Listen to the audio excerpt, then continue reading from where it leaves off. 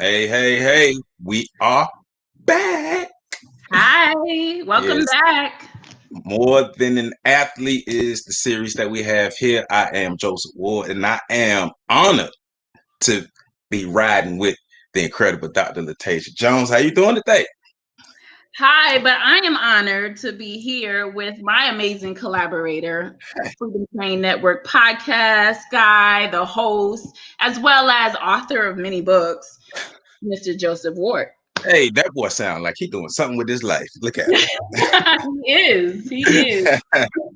So we both are very excited for this interview, Yes. um, because his journey, it basically intersects with both of our loves. My love of sports, your love of STEM. Mm-hmm. And when I tell you this gentleman has one of the best sports stories and STEM stories that you've ever heard in your life. Um, from Tallahassee, Florida. Perseverance for me, for this gentleman, perseverance is an understatement. I Absolutely. need to go. I need to open up my SAT words and find a word better than perseverance because that one not good enough. But from Tallahassee, Florida, I first met this gentleman. We was elementary school and summer camp. My brother and I started hanging with him and his brother, and everybody became cool. And we meshed from there. Reconnected in high school. He's 2 years older than me, so being able to look up to him, but just seeing the path that he set, seeing the grit, determination, how he was able to balance athletics and academics and be Mm-hmm. great at both. Be great at because a lot of times people don't balance them, but he was able to balance athletics and academics. He his heart is what got him on the field. His heart is what kept him on the field. His heart is what got him to college. His heart is what got him into his major and where he is today. And if you look in the dictionary, or you know how they do now online, if don't quit was a person, this gentleman here. So I I want to agree. welcome, right. I want to welcome my good friend, gentleman I've known basically all my life, Mr. Marlon Napier. Uh, Thank you for Hi. having me. Hey, Hey, Dr. Tay, my hey, brother hey, Joe.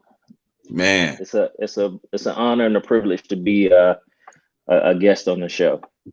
Hey man, it's once again a privilege to just be able to talk to you, to be able to witness you telling your story, to even Mhm. be able to see your story unfold. And that's one of Absolutely. the privileges that I've had. So welcome and congratulations on everything. I appreciate it. Thank you so much. No problem, no problem. So we got a marriage between football and STEM in this episode. So And a Oh little yeah. bit more. And a little bit more. see, that's why we got you. So to keep that essence of it together, I'm right? trying to tell you because we're also going to talk about how behind every good man is a good woman, because I You heard better that in believe your that. story as well. So, You better believe that. That's but I guess true. we'll start from the beginning Hmm. and just give you the mic and you let us tell us how you started with football, with sports. How did you even get into it? Was that your primary goal? And if so, how? Uh, well, sports is just one of those things that's a community thing. When you're a kid, everybody plays sports. It's the way of building friendships and relationships. Sports has discipline aspects to it. So it was my mom that put me in sports. Growing up with a single parent home, my mom saw it fit that I be around positive black men, positive men, so I know how to conduct myself as a man later on in life. So my brother and I were introduced to sports at a very young age. And it wasn't just football, it was football, baseball, t-ball, basketball, soccer, karate, Hmm. taekwondo, swimming, tennis. So Wow. I had my hand in a lot of different things, but most of the kids in my neighborhood played football. We played in the street, we played in people's backyards. We used pine cones for football, anything we can get our hands on at time. Shirts. Right. So I mean, that's what got me into football. It's just the kids in the neighborhood, my peers, and that's what really got me into football. Was that you know, and from that, the love grew as, you know, I grew in age. Right, right. You know, I forgot about the karate classes with Sensei Games at Walker Farm. I forgot about that till Exactly. you said that. Yeah, that's those were the days. All right, so that's how you got into football. But Right. out of all the sports that you were introduced to, um, how did football really catch your heart like that? Because like you said, many things your parents introduced you to, but somehow you gravitated toward football and just took that. What was it about football over any other sport or any other activity that just grabbed your heart? Absolutely. Well, what really did it was football and soccer actually. Soccer, I was actually a little, I guess they call it the soccer phenom. Growing up, we had a program called Soccer in the Streets. We had a Italian coach that I think he was on the Italian Olympic team. I think it was '88 or something. His name was Vinny, and Yes. he started Yes. Soccer in the Streets, where he would go get kids from the local neighborhoods. We played at Rickards High School, and it was kids from all over. Holton Street was the project, Basin Street. You had them from South City, and I started playing soccer, and I was the MVP of the Little League team. I think I was in the 6th grade. So I was playing on the Little League team and a high school travel team at the same time. And by the time I was 13, he asked my mom, could he take me to Italy? And then they groomed me to play soccer. And of course, the Black mom was like, you ain't taking my baby nowhere. You know, so that kind of quickly put a halt to that part of soccer. But football, the way it just grabbed my heart was a lot of my friends from Walker Ford, Joe and his brother Wallace were there. One of my good buddies now that I played with through high school, Devin Rispress, was there. And we just played sports all day, every day. There was a guy there was a couple coaches actually that really pushed me. One is Lewis Thurston, who's a great man, who was not only coach over at Walker Ford and taught us the game, but he was also a referee for Park and Recs, where we did our Little League football, Babe Ruth baseball, and he really was an influential person in the community. Another one was Mr. Frank from Walker Ford. He really took a lot of us guys under his wing. He would have a class of 30 guys and really teach us about the sport of football, not just running around and throwing the ball up and I scored, but really how to navigate the football and how to start thinking about football in a manner of chess and not like checkers. A lot of people play football as a game of checkers and they think it's really fundamental, and it can be really small, fundamental, rudimentary type stuff. But if you would have watched a little bit of the Alabama Ohio State game, it's really a game of chess, and you saw people running around back and forth. To the normal person, that was like, okay, you're just moving them over just to overload one side. When actually they were moving to see what the defensive guys when Ohio State were. So just by moving one receiver around or linebacker or a tight end around, and let them know if they were playing man coverage, if they were playing zone. So now the quarterback and everybody knows, oh, okay, this guy's going to be open. Oh, we created a mismatch here. So that's kind of what really got me into football was the thought aspect, not just the physical part. I love the physical part. I mean, that part of it is just you have to love football because you got to be a tad bit crazy, you know, to run your body full speed into another grown man or a kid, you know. And a lot of times we learn to hit with our head first and we had to relearn the proper way of tackling. And so that was just one of those things that you just kind of fell in love with it. You know, you go and watch it. We'll play during halftime, go outside and play. Well, I grew up on the south side of Tallahassee, so we had the Ridge Road crew, and we would play everybody else. And we would do it on Sundays in between the games, before middle school, just that aspect, and just the bonds and the friendships that came out of it, the brotherhood that came out of it, and the lifetime coaches that came out of that. You know, always coach. You know, I always have Coach Bellamy. I always have Coach Eddie Boo, not Eddie Boo Williams, Eddie Williams. senior. I always have Coach Billups. I always have Coach Algie Hendrith, who's one of my favorite coaches. I always have Coach Sam Carter, who's a big brother and a coach to me. I always have those guys that are always staples in my life, and I can always look back to those guys and say, you know what, that's really why I love football. Those guys right there, and that camaraderie and that brotherhood is really why I love the game. Cool. Nice. So it ultimately sounds like football and soccer, in a sense, provided a good foundation, right? And I just want to know, because I'm on the behind every good Black man, there's a good Black woman. So your mama was the reason why you started with the sports. I just want to put that out there again for those who are listening. Who have missed that. Yes, it was my mom. She brought me my first little San Francisco 49ers helmet and jersey and pads, and I thought I was a NFL guy when I was 3 years old. So. I know, right? Yeah. But I like how you touched on all of these coaches and all these males who along the way stayed a part, became and stayed and remained a part of your development as time had gone on and your age kept going.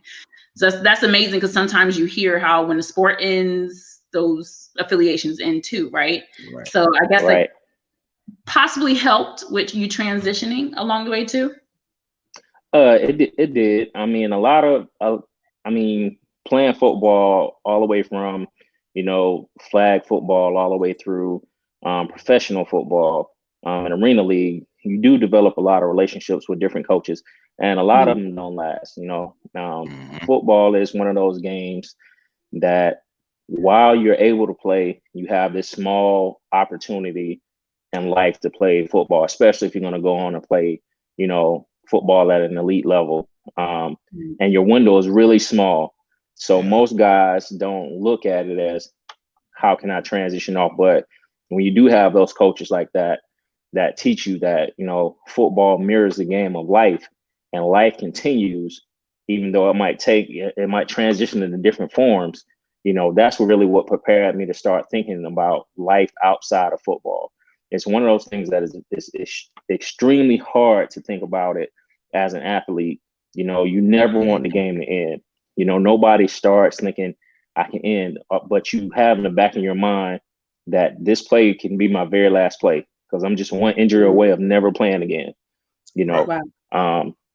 So I had coaches to put that in perspective that helped me, of course. And then I had my mom that was on me about my grades. No grades, you couldn't play.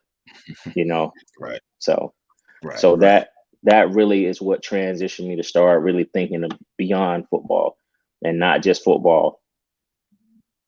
Now, see, that's great, and that's interesting that your mind was on a transition away from football, or you was thinking about yourself more than the athlete earlier than the average athlete would. Right. And so that's amazing. That's a shout out to your foundation. And I forgot about Vinny and the soccer team. I remember, because I remember I was practicing in South City, so I forgot about that. So I want to ask this question. It's kind of off the beaten path, but you're in high school, you're playing football, and you have every opportunity or every reason to kind of give up on the game or take a step back. You got options, but you knew what you want to do. You know you want to play football, and you knew you had a specific skill set that was valuable. So what made you keep going as a high school student? Because as a young person between the ages of 14 and 18, a lot of things can discourage a young person. But between this time frame, you found something deep inside of you and the love of football to keep going. So what made you keep going rather than just saying, you know what, I have easier routes over here, let me take these routes? For me, I've always been not the biggest guy. I always worked myself up to get to be one of the strongest guys. And so for me, life has always been a fight. And my mom instilled that fighter spirit inside of me. So for me, it was once I started something, I never quit. I would give it my all. That way I can really say and assess that I really liked what I was doing. I loved it. I didn't like it. It was just okay. I did a lot of other things while playing football. Boys Choir of Tallahassee, one of the original founding members back in '96. So I got to travel the world while, you know, being a young Black man. So I don't know, by the time I was 18, I had probably been about 25, 30 states already. I had already been to the Bahamas, so I had already been, you know, away from just the normal United States living. Right. And I got a chance to see some other things, and I got a chance to see, you know, people in the Bahamas that wasn't in the tourist part, and how hard life was for some of those people, and how they had to really grind, you know, just to make ends meet. And so I'm doing something that I like doing and I enjoy doing. And I don't have the same pressure they have. You know, I don't have to go out there. If I don't perform, we don't eat today. You know, if I don't perform, you know, we got to sleep on the concrete. We don't get to sleep in the bed, you know. So that like put things in perspective. But with football, it was one of those things. I enjoyed the competition. I enjoyed the combat. I enjoyed, you know, pushing through when other people couldn't push through. I enjoyed, you know, the hard days, the days in the rain, you know, the days when you're running and you got full body cramps and you're like, man, I ain't coming back no more. You know, it was something in me that I already had rooted in my heart that, you know what, you can't give up. You know, you can look to the right of you, the left of you, the front, behind. You had, you know, when we played, it was, I think my senior year was maybe 29 of us, 30 of us. So we had a really small team, but each one of those guys was my brother, you know, so I felt like I couldn't let my brothers down, especially when they needed me through that time period. And it was just one of those things. We had a saying, it's D1 or no one, you know, and it was one of those things that made us strive for greatness. It wasn't to say that we wouldn't go to a HBCU, we wouldn't go to an Ivy League school, but everybody wanted to go to a Power 5 conference school. You know, everybody wanted to go Division One. So it was one of those things, one of those ways of pushing one another. D1 or no one, you know, do we want to be great or do you just want to be good? You know, so my work ethic is where I really developed during that time of, hey, I got the love for the game, but now do I know how to work for what I want? And so that's what really got me was, you know, school came easy at that point. And it was one of those things that I needed that to help me discipline my life. I needed that in my life because it brought me a sense of stability. It also was a way for me to release frustrations that I had. I could release it on that field in a constructive manner without going to the streets, without, you know, running and ripping the streets like some of our friends was doing and getting in trouble. You know, I can go out there and lay it out on the field. I didn't have to, you know, go fight in the hallway or something, but I could lay you out on the field and it was legal. It was the game. It was part of releasing that frustration. So it's one of those things that was therapeutic for me. So all that combined is really what kept me in the game and what allowed me to push and say, you know what, I'm not quitting. I'm going as far as I can go with this thing. That's actually big in speaking on like middle school, high school years and all that pressure to do everything else, right? Versus the good stuff, the more focused stuff, the stuff that's going to make you successful. It's so much easier to fight in school over petty stuff versus taking that anger out on the field or actually figuring out where your anger is coming from and so on. So I think you hit the nail on the head with that one as far as you refocusing elsewhere. But I'm just shocked at all the times that you refocused at that age. Like at that age, you were refocusing on the right things. And I'm looking at my past like, I don't know if I was there yet. Well, again, that goes back to, you know, having a praying mom, really God, a hard God foundation in our life. I came from a Christian household, so I knew church, I knew football, you know, and my mom really stayed on me about my education. My dad would play parts in my life as well, you know, more so, especially later on as, you know, I developed into a young man. But he's huge on education. I mean, chemistry, I think he has his PhD in chemistry or something like that, nuclear engineering and construction and all of this other stuff. So he's like a career student. So with him being big in the books and my mom being big in the books and them meeting at FAMU, the great FAMU, Florida Agricultural Mechanical University, that's where my roots started. You know, I mean, they used to have me on the field with the Marching 100. I did a show with the Marching 100. I think it was like Wow. 86 or 87 during Wow. homecoming. Okay. Because Bruce, shouts out to Bruce Adams, who taught me how to play the drums, and was also taking me from elementary school with him to the 100 practice. So guys like DJ Saxwell, I Yeah. knew on a first name basis as a kid. You know, KD, all of these guys. I was back when we had Tom Brown Park, used to be picnic in the park and all of that. Yes, sir. You know, I Yes. knew those guys personally as a kid, with that exposure. So it was one of those things that I had to be great, and I knew I had to focus on greatness. And it all stemmed from FAMU, where my mom and my dad met. So it's one of those things that I didn't get the pass of, hey, you're just going to be an athlete. You know, it's grades first, you know, God first, grades, then sports. You know, if you're not getting up, paying attention, going to church, doing whatever, you're not playing. If you don't have this GPA right, you're not playing. So I knew not to test my mama, because, you know, although she was a little she's short, she's a little firecracker. She was one of those ones that I really didn't want to test, you know, to see how real she was. I didn't want to test her gangster. So Right. Those are the ones to be afraid of. My mother ain't number 5 foot something. She That's like my mom. scares me to this day. That one look she makes. I completely agree. But it's not, I think I appreciate you sharing more to your background and your family and so on, because that provided more of that, the things that we don't see that much now, which is, you know, successful family, the parents in their exposure that led the kids to, you know, expose themselves beyond what the parents probably had in their past. So that was very nice to hear and see in your success. Right. Definitely. It's just I'm just blessed to be in the family that I was born in. It wasn't perfect, but it's just, you know, one of those things that really push myself and my brothers to the direction that we're in, and gave us every opportunity to succeed with like my mom, then my dad coming into play, and then my grandfather, who was always like my male mentor figure. You know, I always love how he thought his way through things. And he was really slow to speak, but when he would speak, it was always such a strong word that you had to listen to it, because it was one of those things that it applied for right then, but it really applied later on in life. And as I get older, I still revisit some of those conversations we had as a kid and as a young man, and it plays back, and I'm like, this is what he was saying. This is what he was doing. Right.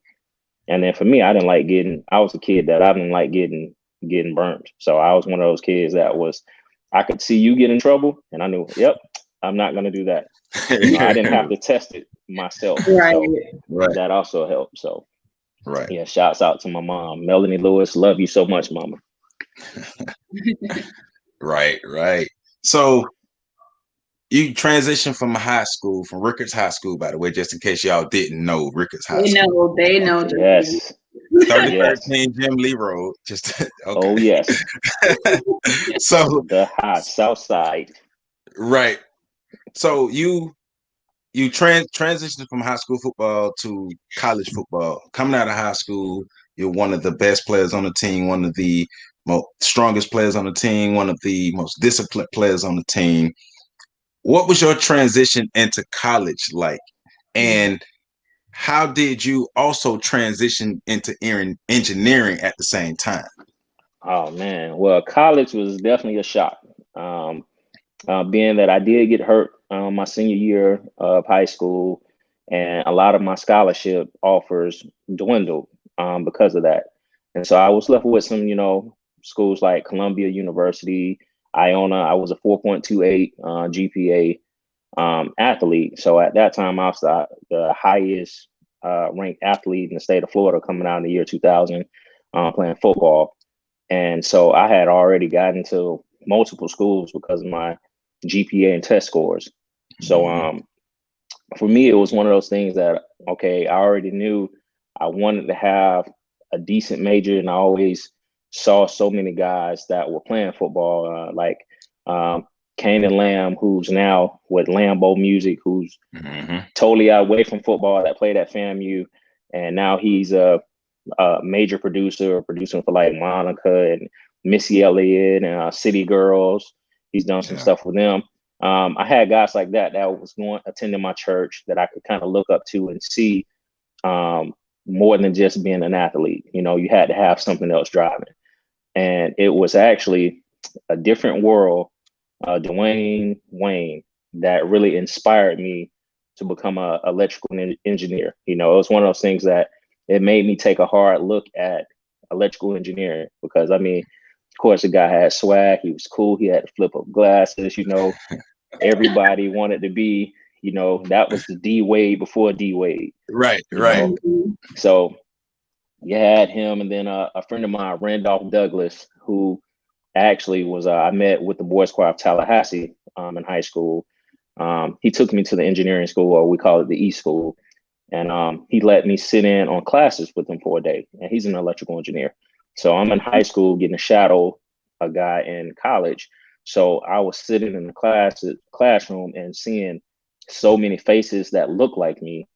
A lot that didn't, but a lot that looked like me, that was really at the top of their games. You know, I seen men, I seen women, you know, more men than women, unfortunately, but I did see some strong women in there. And they were all kind of taking their time out to kind of pour into me, which really let me know, okay, I have to be more than just an athlete. And then it always refocused back to only one play away from being hurt. So transitioning from high school athletics to college athletics was a game changer. I didn't know how to study properly because school came natural. So I had to really learn how to study. Football was the same way. I had to also learn really how to study the game of football, how to really get in depth in watching game film. So I got exposed to that. The grind itself, going to practice, wasn't so hard because we had it harder at Rickards High School than a lot of the schools. So I was very accustomed to hard work, but it was the mental aspect that I had to catch up, which really hurts most athletes, because they're physically gifted and talented, but the mental capacity and fortitude to push through, they don't have. You know, they just rely on their God-given talent and not really the work. And the work is really what separates you. So I just got in and just really started working, you know, really hone my craft. Coming in as a freshman, trying to learn everything I could from these guys that were bigger. You know, you coming in at 18, you know, I'm 5'6", 183 pounds, thinking, okay, I left high school, I was that dude. And I get to college and I'm the smaller dude, you know, and it's like, man, we got to put weight on you, Rickards High School.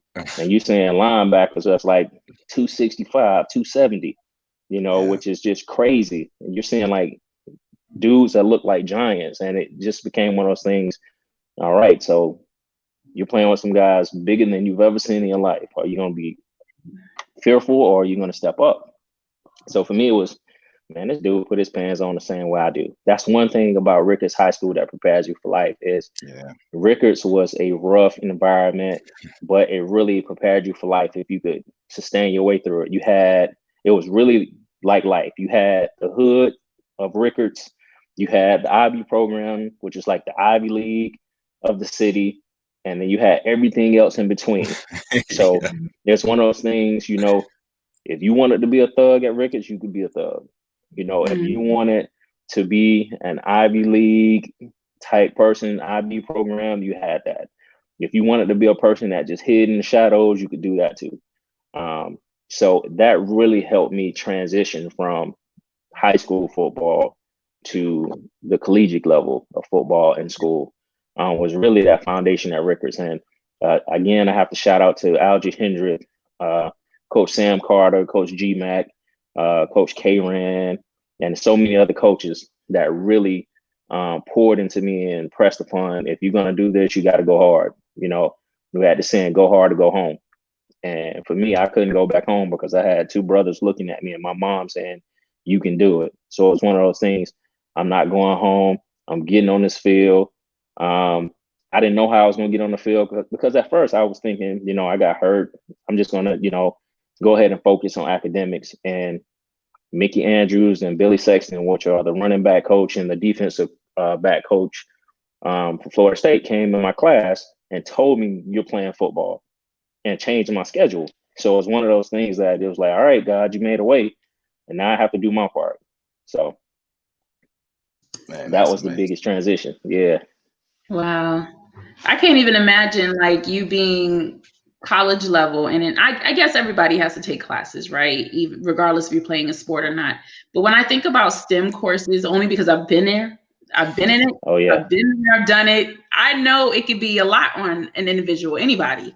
And I don't think of myself as the weakest, and I know I'm not the strongest, but I'm somewhere up there close, right? You in there, Doc. You are in there. You at the top. Exactly.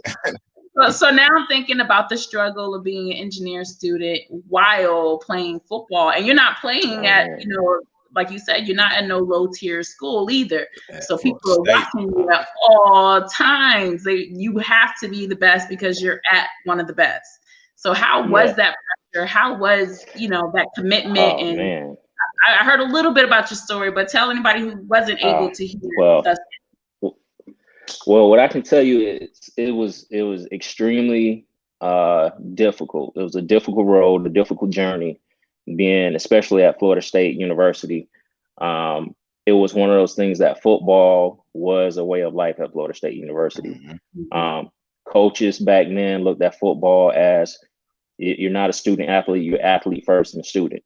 All the way through the academic staff that was there at the time was more so, what can we do? What classes can we put you in to make sure you can get on this field? Everything was geared toward getting you on this field. If you're hurt, is how can I get you back on this field? So with STEM classes, a lot of times you would spend the night at the engineering school. And it was just normal. Well, when you throw football on, which is, a minimum of 8 to 10 hours every single day, then it becomes one of those things. Do you love what you're doing? And then you have to focus on, do I really want this education? Do I really want to be different from everybody else and really take the hard path, the hard road? Or do I want to be a lot like the other guys and just take the easiest thing I can to stay on the field? Which, while going through it, it was sometimes you wanted to give up, because I really started out with aspirations of doing electrical engineering, computer engineering, and a minor in business at first, which was really ambitious. But I did kind of achieve. I did achieve the goal of electrical engineering, but I did minors in math and physics. So it was one of those things where I knew it was going to take a lot of commitment, so a lot of study time. I had some great study partners, but from the field, it was just one of those things that it was a very you can't really love sleep. That's what I can say. And thankful when you're that young, your body bounces back really quick. So it would be times that I wouldn't sleep for, 24 hours, 32 hours, 48 hours at times, especially when it came time for finals and tests and midterms. People didn't care about football. A lot of the professors looked down upon football athletes. So especially when I got to the engineering school, I didn't really tell a lot of the professors that I was a football player. I let them find out through the note of, hey, this guy's not going to be in class. He's going to be going to this trip. You have to allow him to make up his work because he's a student athlete. And that's how they would find out. I had, professors that were Asian professors that looked down, and that's not a sport. I don't like it. I don't like football players. So if you're a football player, I don't like you. So it's one of those things I kind of kept quiet to show my work ethic first, to kind of overcome that stereotype that, football athletes are dumb jocks, or, they're just arrogant, or they're entitled people, when really they're not. Most people think, oh, you're on scholarship for football, you got a free ride. It's not free. I would challenge that to anybody that thinks a football athlete has a free ride. It's not free. You know, we go through injuries, not like, you know, I mean, academic scholarships, you have to keep your grades up. But as a football athlete, not only do you have to keep a certain GPA, you are not allowed to miss class. Even if I have an A in the class, I want to miss a final. I can't miss a final because I can't play in my bowl game. That's an actual rule. So if I have an A, I missed the final, I still have an A, I still have to go to that final, or I can't play in my last game. And then you're really taking a pounding on your body. I have so many things that was injured, you know, 2 MCL tears, a hamstring tear, fractured foot, fractured ankle, dislocated shoulder. I broke my neck, didn't even know it till later. I don't know if I did it. And post-college, during college, I don't know when I did it. Fractured thumb. So it's so many things that happens. And, you know, we don't even count the sprained ankle, sprained wrist, jam fingers, you know. So a lot of guys that play football, if you look at their hands, they can't straighten their fingers. They can't really straighten their fingers all the way out unless they really, right, it's everywhere, or they have to really focus to straighten them out. So you really put a lot of wear and tear on your body. And that's the misconception that I definitely have to clear up with people, that it's not a free ride. And then it's not even 4 years. It's year to year as a college athlete.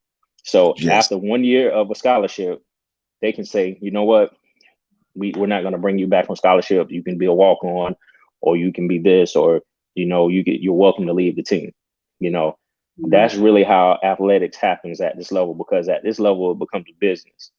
They're teaching you to become young men. Some of the coaches, most of the coaches are not, because it's a business. They're getting paid, you know, 200, 300, 400, 500,000 plus $1 million, $2 million to be your coach. And they're not your coach to be your friend. They're not your coach to just, you know, hold your hand through life. A lot of them are coaching, and they're there to win, and they'll do it at all costs, you know. So it became really hard. I would say I'll put in the average of every day between studying football, except like game days and stuff like that, maybe about 18, 19 hours every day. Those were my average days, you know, and sometime it'll be longer. So it's really one of those things that if there is a young man, young lady out there wanting to do sports, especially take on something like football and engineering, all I can tell you is hats off to you. I commend you, but definitely have to buckle up for that ride. It's not going to be the easiest road, especially if you're in a sport that, you know, the sport comes first in their mind. So if you're in a Florida State, a University of Florida, Miami, Alabama, 9 times out of 10, football trumps school for you in a lot of those coaches' minds. And so they're going to do whatever it takes to keep you on that field. And for me, I had to give back my scholarship of football just so I can stay an engineer. You know, I was encouraged really strongly to change my major, because it took you away from football practice certain days. I had like 2 classes that were offered once a year. You could only take it during the spring, and you couldn't, it was during practice time. It was the 3 o'clock class, and you're on the field at 3 o'clock. So that was one of those things where I had to tell coach, hey, I got to go to class. And I really got questioned with, what are you, an athlete or a student?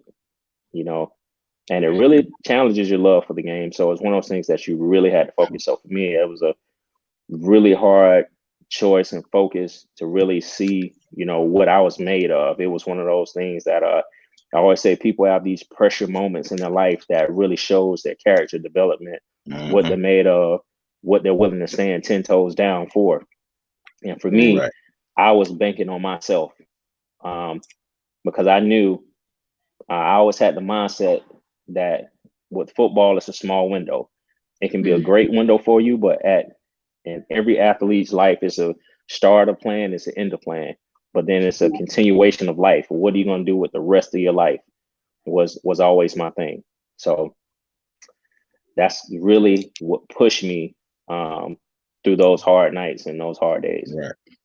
Right. And I mean, I appreciate you sharing that, because you ultimately said, I fought for myself. Right. Like, with all of those other forces, professors telling you you're nothing because you're a football player, you're not going to make it in engineering. Then you got a coach Then you got the coach saying you get out of engineering, and then you're ultimately being like, look, if it ain't gonna work both ways, I'm giving up football because I need to get the engineering, I need the education. And you don't hear that a lot of times. So I appreciate you for telling that story. Right. Oh yeah, it's definitely hard. It's one of those things that is a road less traveled, and it really tests you as a man or a woman when you have to make that type of decision. But I always learned from a kid that I need to be my biggest asset. I need to invest in myself more than I can invest in somebody else at the time, because if I'm empty, I can't fill you up. I can't pass along anything if I don't have anything to give. So during that time, I knew it was a time for me to really invest and find myself and dig deep to really know where I wanted to, navigate my life to, ultimately long term. So right. No, that's real. I got 2-part question. Go ahead, brother. You got it. Still in the Tasia thing now. Gonna be like you with a 2-part. So the first part is dealing with self-esteem. So like she just talked about. So can you stress how important it is to have personal self-esteem, whether you are pursuing athletics or you're pursuing whatever else in life? How important is it for your self-esteem to be solid? Self-esteem is a huge thing, and it stems into mental health, which, our culture really hasn't really talked about much, and it's one of those things that for you to be mentally healthy, you have to feel good about yourself, because there are so many forces. Just because you look the way we look, just because you have this beautiful melanated skin, that you're gonna, face some opposition just because of what you look like. And you can't be one of those opposing forces. Cat Williams kind of said it best in a way in one of his jokes, which is probably too graphic to say here, but it basically said, you got to have esteem for yourself. Self-esteem is loving yourself. If you are so influenced by forces outside of yourself to look for happiness, to look for, to feel good about you, then you're never going to feel good, because all the forces that oppose you are opposing forces. It's one of those Newton's laws, for every action, there's an opposite and equal reaction. Well, but the problem becomes with that law is if you apply it to people, the action of opposing forces telling you you're not good enough, you're going to always hear that. But if you start telling yourself that now, all the forces are against you and you don't have anything in your corner, but the people behind you, maybe your mom or your grandmom or your dad or uncle, saying, "Nah, you got it, you can do it." So self-esteem is huge. 99.9% of every battle is won right here in your mind, and is won from a self-esteem standpoint. I would say work is like 1%. Most of it is a mental battle. It's a mental challenge. Most people can't achieve things because they say, "I can't do it." And the moment you say, "I can't," that starts putting things in motion, and you think of every reason why you can't do something, versus, "Man, I can do that." That's how I got on the field at Florida State. That's how I got to Florida State, because I wasn't, the best athlete coming out of high school at first. I wasn't like a naturally gifted 4.2 speed guy.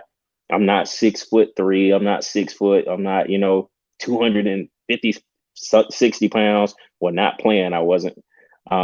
So I didn't have those intangibles that a lot of other people had. But what I did have is mental fortitude that said, whatever you can do, I can do it. And if you do it, I can do it better. And I'm going to do it better. And I'm not going to stop trying until I can do it better. And if I can't do it better, I'm going to be so close to you, people can't tell the difference. So like you said, self-esteem is a tremendous part of anything, any battle, whether it's school, whether it's engineering. In STEM, you have to have, high self-esteem, because I've seen, those classes take over people and darn near ruin people's lives. I've seen people go into drugs, alcoholism, all kind of stuff dealing with STEM, because it's that pressure on you. And a lot of times pressure bust pipes, and some people pipes ain't made strong. That character is not strong. So if you have that strong reinforcing self-esteem, there's nothing you can't do, because now you've already won, because your mind says, I can do this and I'm gonna do it. And when you have that attitude, you're dangerous. There's nothing you can't do. Right. Now I appreciate that. Definitely appreciate that. So with the self-esteem you went into the field of engineering, electrical engineering. So could you break down just what electrical engineering is, and on an average basis, what are electrical engineers do? Like, how do they do their job? Oh man, it's the engineering field is so wide. It would literally, oh man, it would take us years to talk about all electrical engineers can do, because it's not just one thing. But you're dealing with electricity, whether low voltage or high voltage. You're dealing with current. You're dealing with electrons, protons, neutrons, atoms. You know, everything to just the fundamental elements of life. You're also dealing with mathematics. So a lot of your stuff is mathematics. So as an electrical engineer, for my journey, when I first started my engineering career, it was with General Dynamic Land Systems in Tallahassee.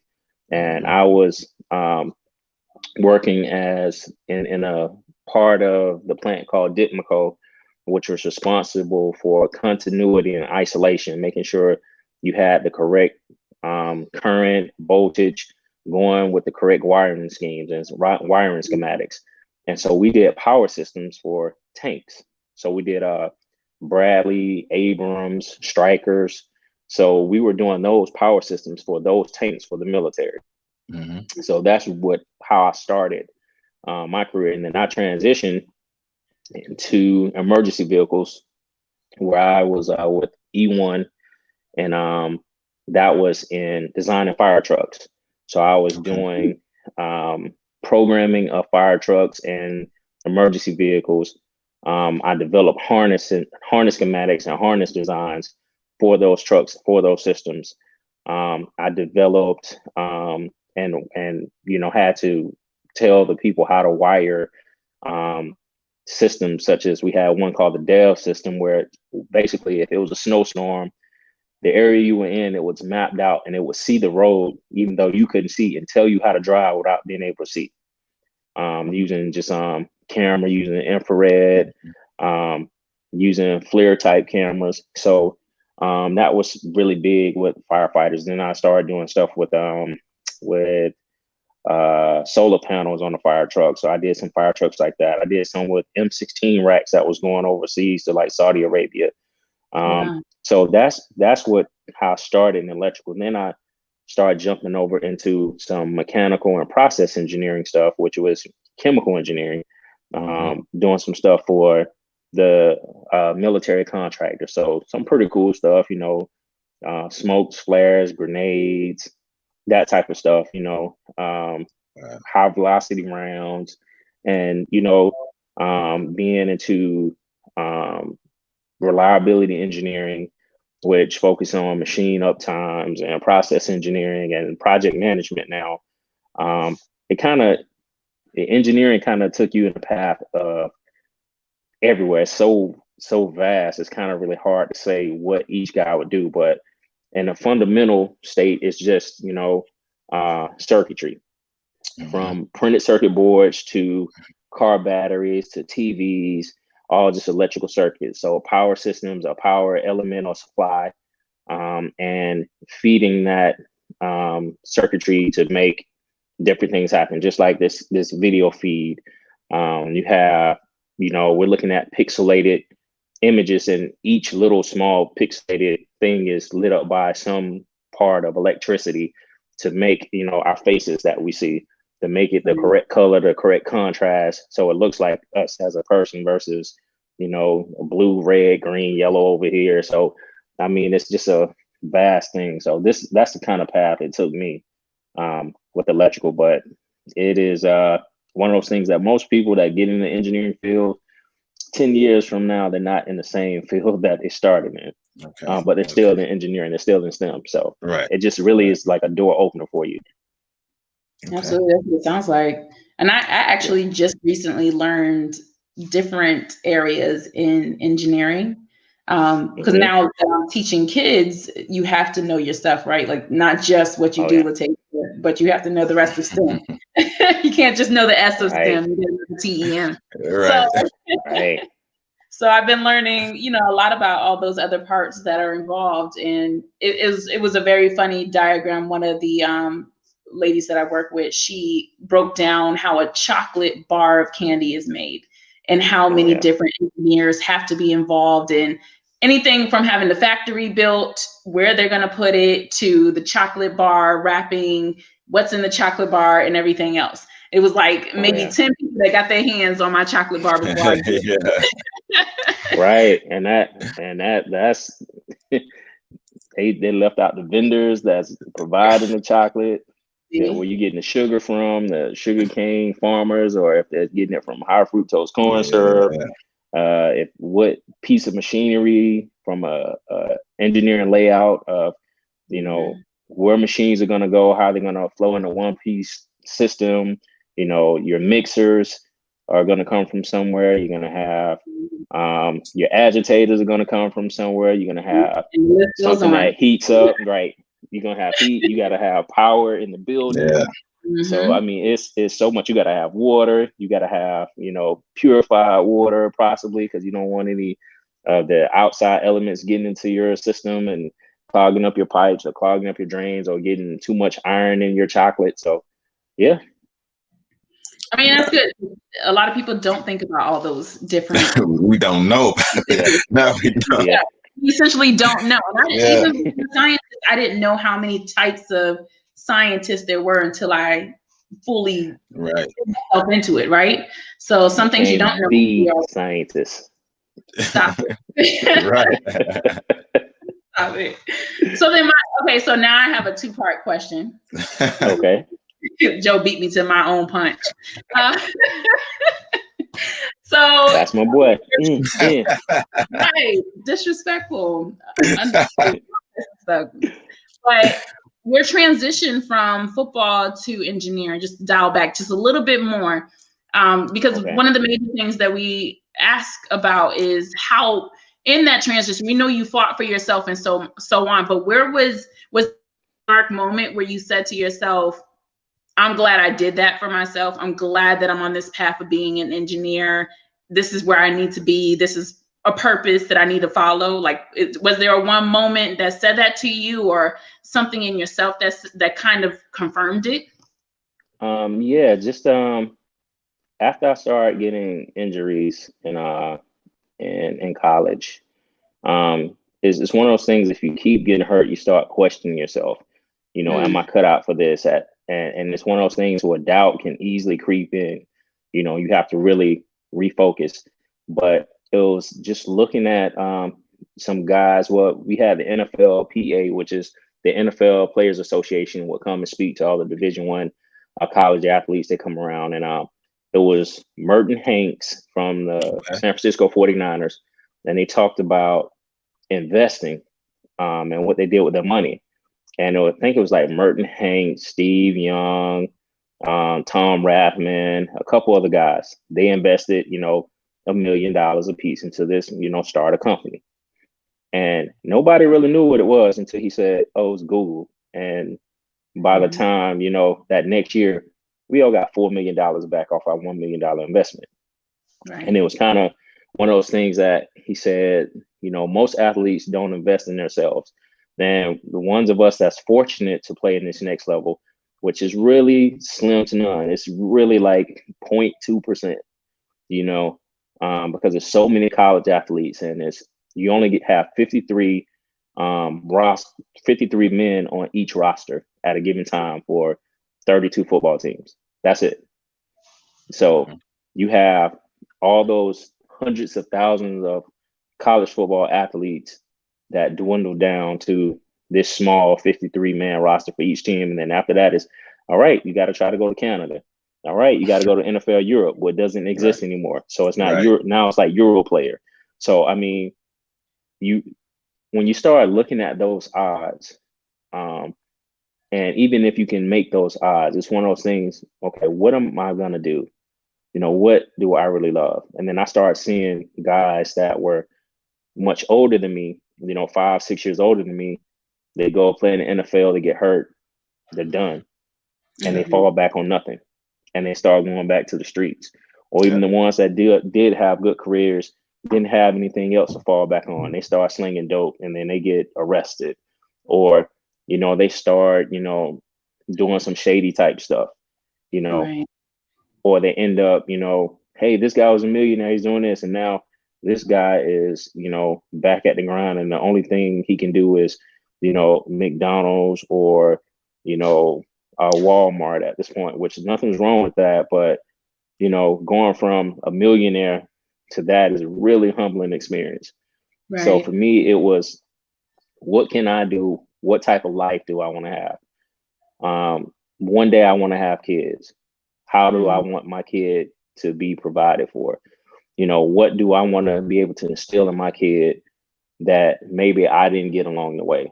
Where do I want him to start? I love my humble beginning. I love being that I didn't know, we were like pretty much in the projects all the time. I didn't really know that because it was just natural for me. It was just the way of life. It was normal.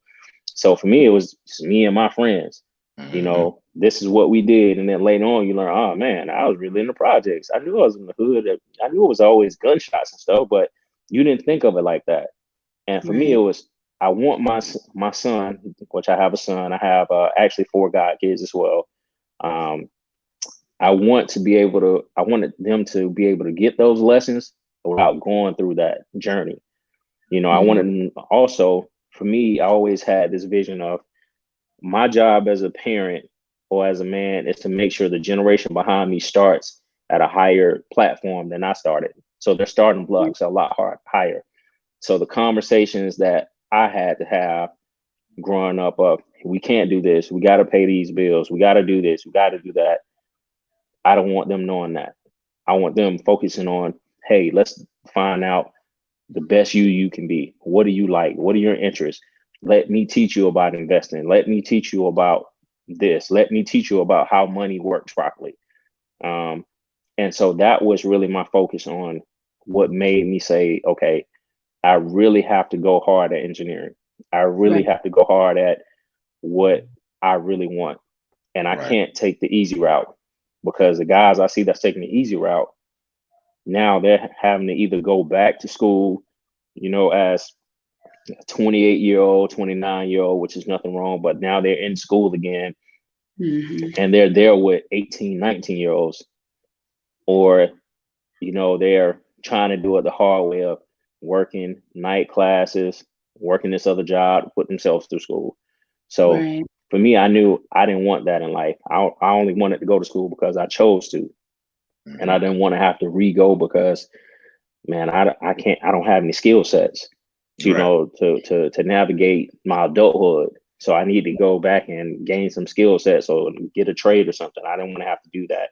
So I decided as, a 19-year-old that engineering is what I need to do, and that's what I've wanted to do since the 6th grade. I'm not going to deter from it.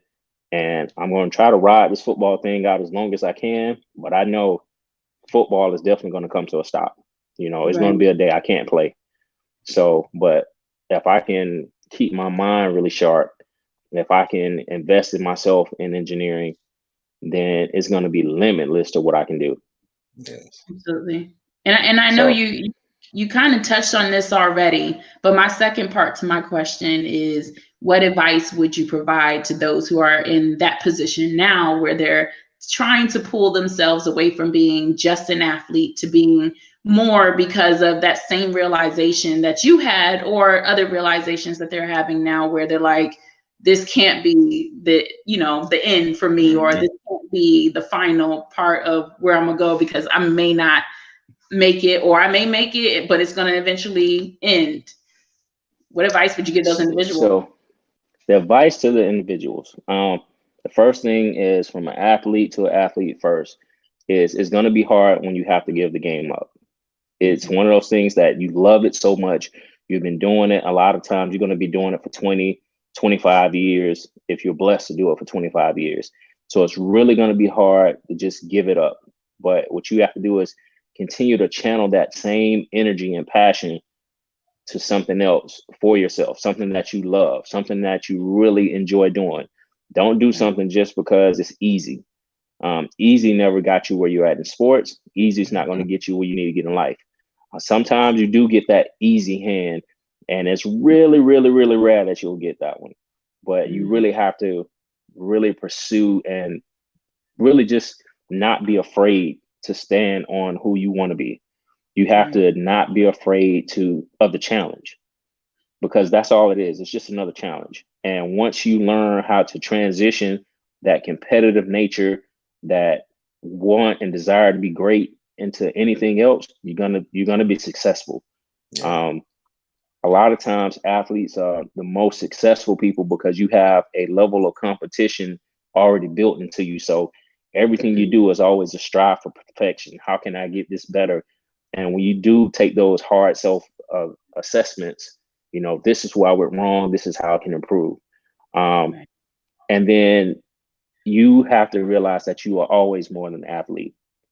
God made you a human being, a wonderful, brilliant, intricate design after his image.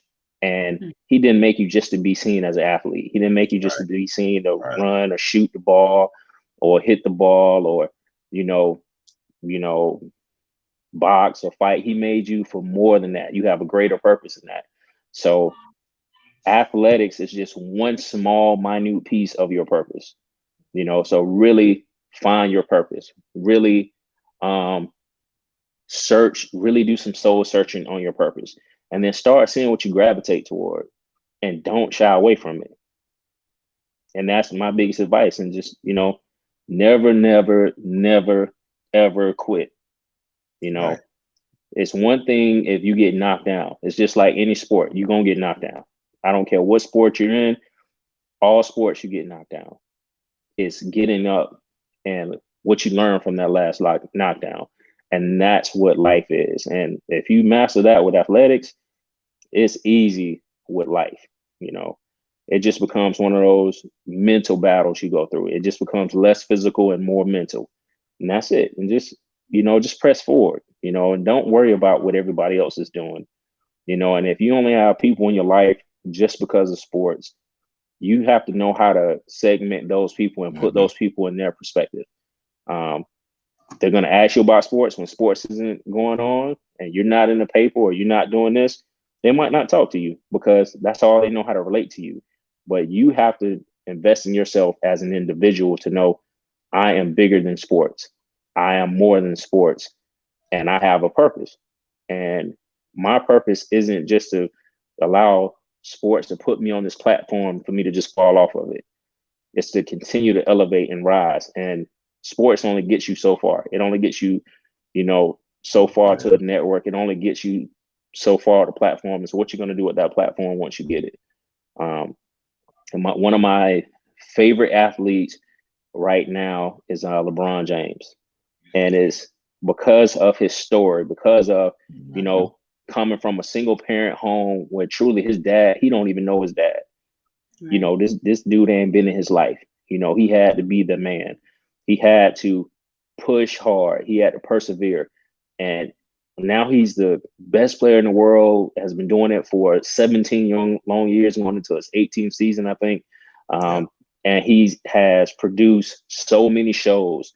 He has a school that has almost pretty much 100% graduation rate, and he pays for those kids to go to college. And all of his guys that was close to him, they're all doing well. He put them in positions. He put them in pivotal places where they could go back and, hey, you're not going the same place I'm going athletics, but guess what? You got a brilliant mindset. Hey, let's get you in school. You're going to be part of my team. Let's get you math. Let's get you doing this with sports agency. Let's get you doing this with business. You got a business mindset. This is where I see us going. And if you look at the guys he played with, those are the guys he riding with, And so that is one thing I can say. If you don't take this from me, look at that guy as an example. He's a father. You know, he hadn't had any scandals on his wife. He's still with his day one. He didn't make it somewhere and then start dating somebody based on where he was at.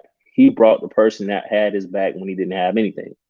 Right. You know, and that's going to be the other thing as an athlete, is to make sure you align yourself with people who generally have an interest in you, not for what you can do, but just for who you are as a person. You know, you're going to always have those coattail riders, those cleat chasers that are always going to be around because you played for this team, or you were all Big Ben, or you were this person. But that's not you. That's just only a portion of you. And so that's what you have to look at too for your career. You know, what do I want to do?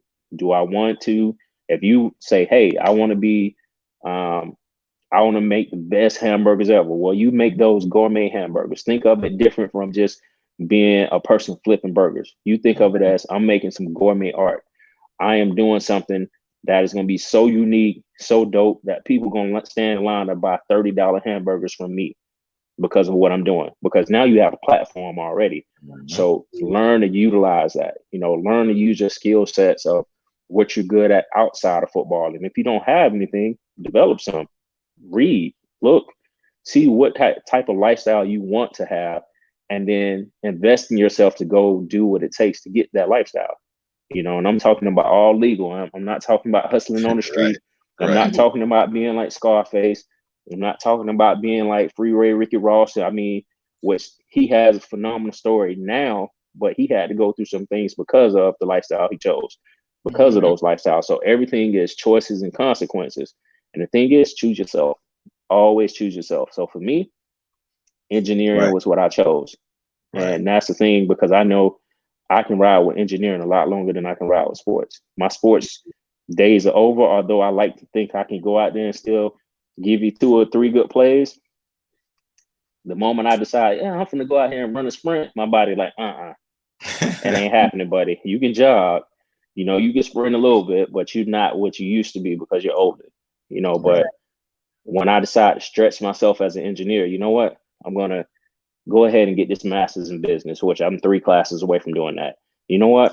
I'm going to go ahead and add on another certificate so I can be now I'm a project manager. You know what? I'm going to go ahead and add this lean certification. So now, you know, I'm a bronze belt or a black belt or bronze certification.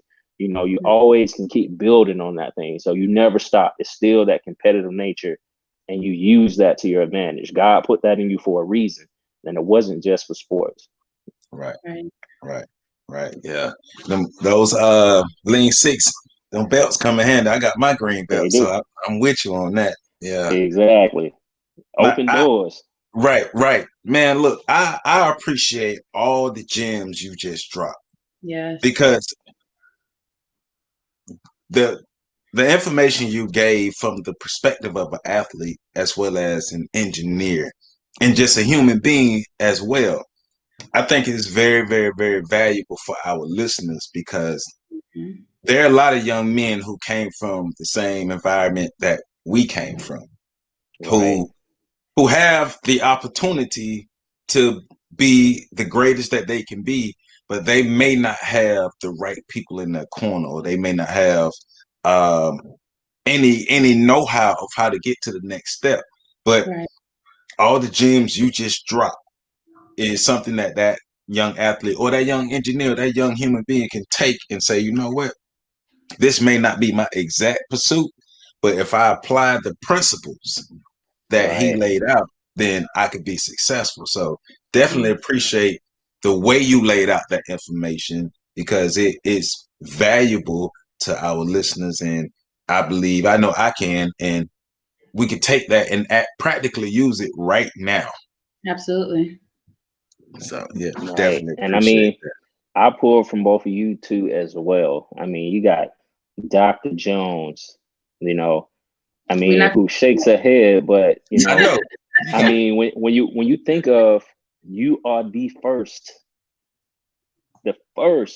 thing. I mean, I'm the first electrical engineer that graduated from the School of Engineering and played football, you know, from FAMU or FSU. you know, and that's a feat, you know.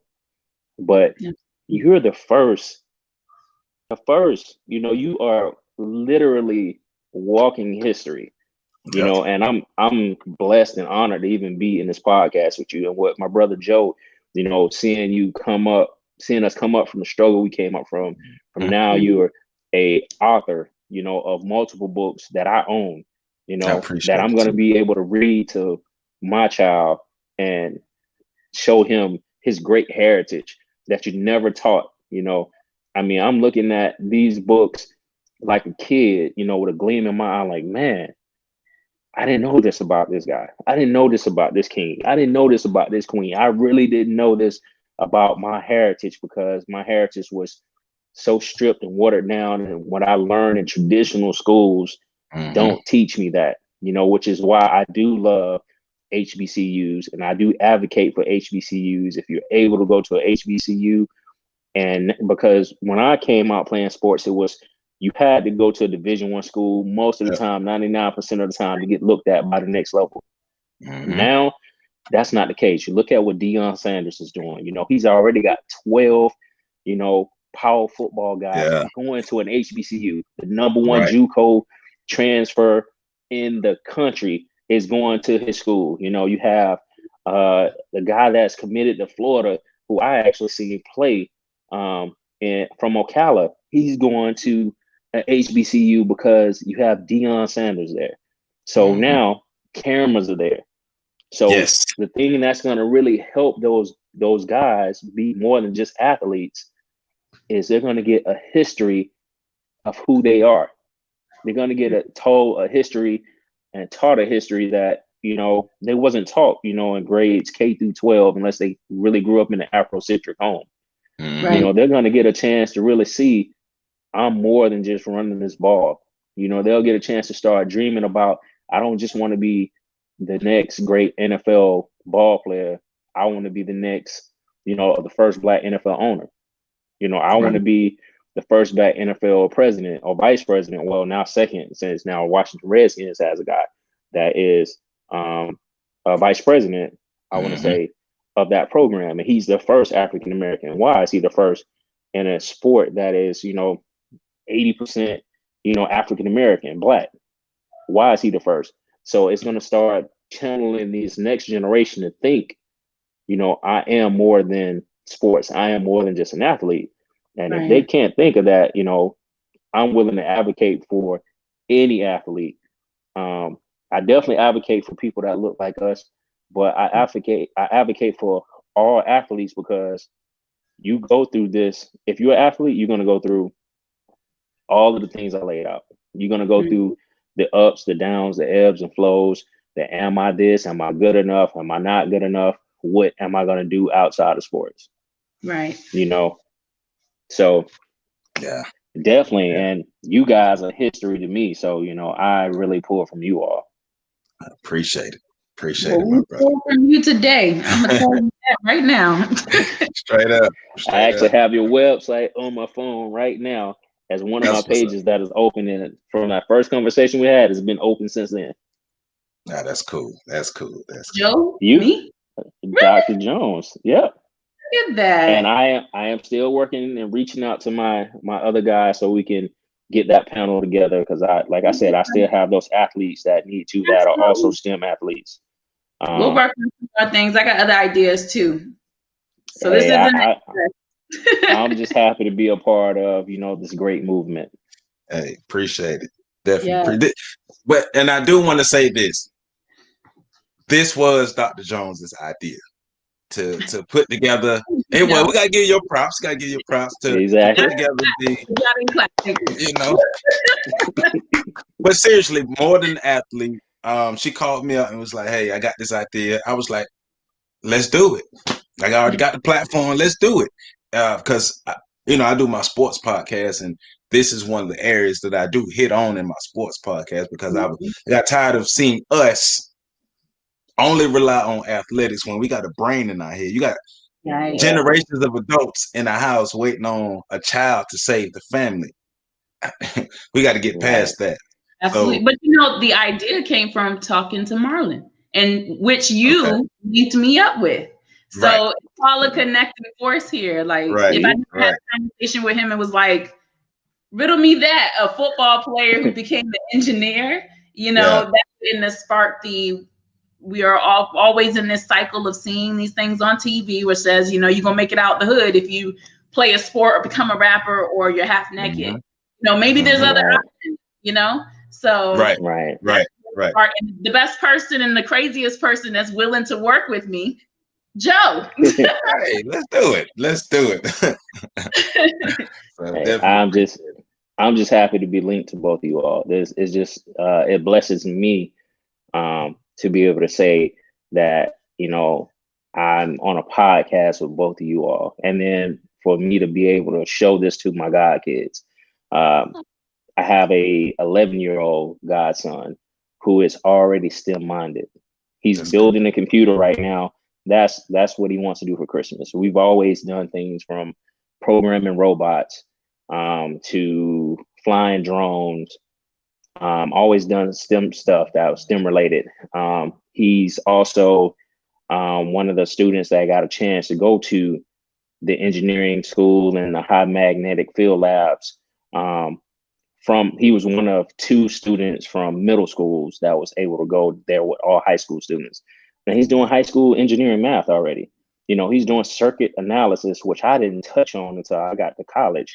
And we're sitting in what's the it used to be the Mongolian restaurant that was off Appalachian Parkway in Tallahassee that shut down. We were sitting there drawing on a napkin doing basic circuit analysis, you know, with him as he was a 9-year-old at the time, 10-year-old doing that. And that, for me, that like blessed me to see that I can actually give that back. So for him to be able to see this, oh man, you know, I'm going to be the dopest godfather ever. That's what's up.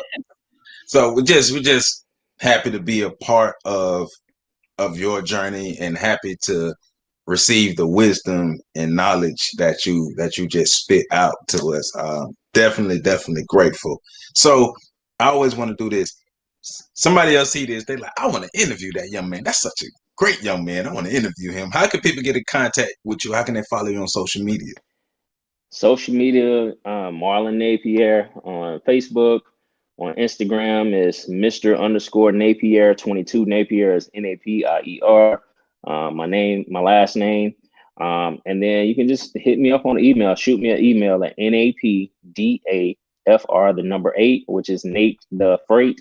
That came out of high school at gmail.com. So Nate the Freight. So that's really how I got my Gmail account, was a high school commentator that called me that, Nate the Freight train. So that's it. And reach out to me and let's link up and do some great things and make some positive impact in other people's lives. Right. You know, we're blessed to be blessings. Right. Definitely. Man, this is so great. I'm happy to be a part of this whole series of More Than the Athlete. And we capped it off with great interview with my brother Marlon Napier. So this is how we do this, man. I appreciate it. Yeah.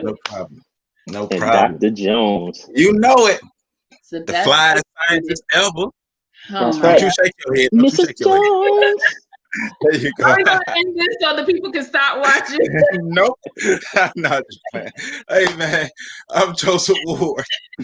She's Dr. Latasia Jones. He's Mr. Marlon Napier. This is More Than an Athlete. Hope you enjoy it. Catch y'all next time. Peace out. Bye.